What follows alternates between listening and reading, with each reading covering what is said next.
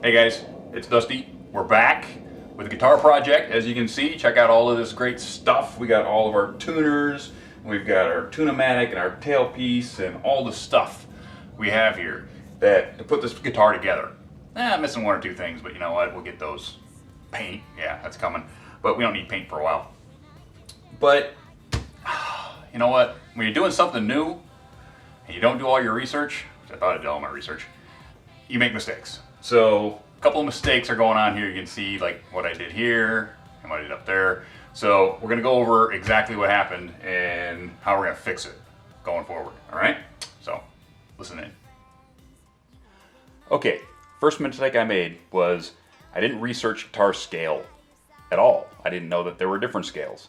So what I did is in my excitement, I went and ordered this body. Look at it, it's really nice, right? Beautiful, poplar, everything's great. But the first thing that I noticed is that it doesn't have the front cavity like on the V that we see.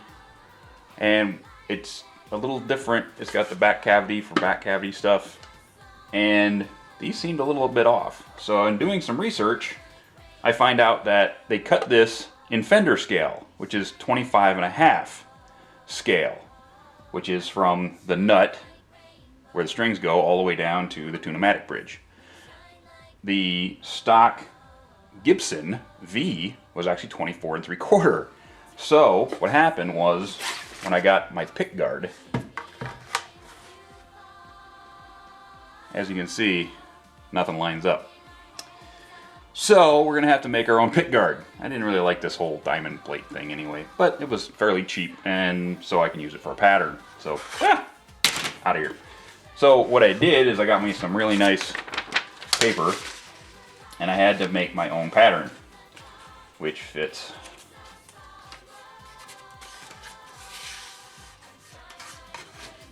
right nicely like that.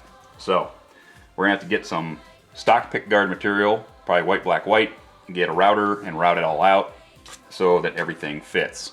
So that was problem number one. Yeah, just number one. So now that we have this laid out, we can actually look at the headstock and see what we can do with that.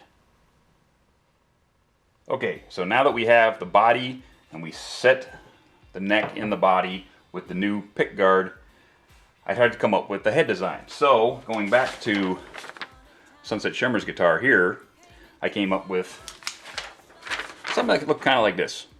Not too bad, but it was a good start. And once I had that, I downloaded some head designs off the internet to sort of get what was going on here. This one didn't work too much because this tuner right here was at the center line. As you can see, on all of these, that tuner is all the way down here to the right. And after doing some research, I kind of figured out that wasn't going to work. So I stepped back a little bit, redid it, and came up with this design, which looks really cool on the head.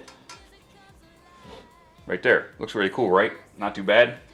But when I got the body and I put this on it, because I did this before I had the body, it ended up being too small. It looked really out of whack. So let's try again. This time I think I came up with the right shape.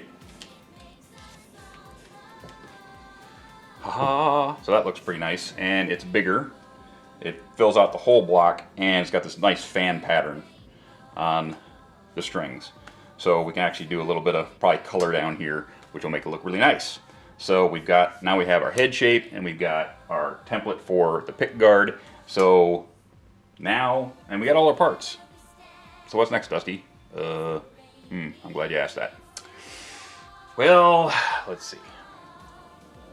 So, Dusty, what is next? Tools. Yes. I don't have some of the tools I need to actually do this project because in moving around the country, I sold them or gave them away or whatever. So I don't have a couple of tools like a router or a cable drill press or things like that. So we'll be getting some of these tools before the next episode where we can start making these chips fly. Because now that we've gotten our body, we've gotten all our parts, we've gotten our neck, and we've gotten our designs, we can now start lopping this off and cutting it and sanding it and drilling it and making it look really nice. And then once we get all that done, we can drill for position, we can start installing a couple of things before we go to paint to make sure everything works. And then, of course, we'll get into painting. So, again, it's going to be a little bit more difficult than I thought because of what happened with the body, where now we have to actually put holes through the front and do all electronics in the back. But that's okay. We can do that. It's not a problem. It's a nice boomerang, ain't it? Yeah, so hopefully we'll get this done by BabsCon, which is my goal. Get this done by BabsCon. So we've got till April. It's now December 1st. So plenty of time. Plenty of time. I'm sure we can do it. I'll order a new piece of pickguard material to get that ready for cutting. So we should be making chips by next episode. So with that, I will let you go. Just wanted to get you up to date on what I was doing. The parts are here. The designs are now done. So getting serious. All right? So we'll catch you next episode. Catch ya.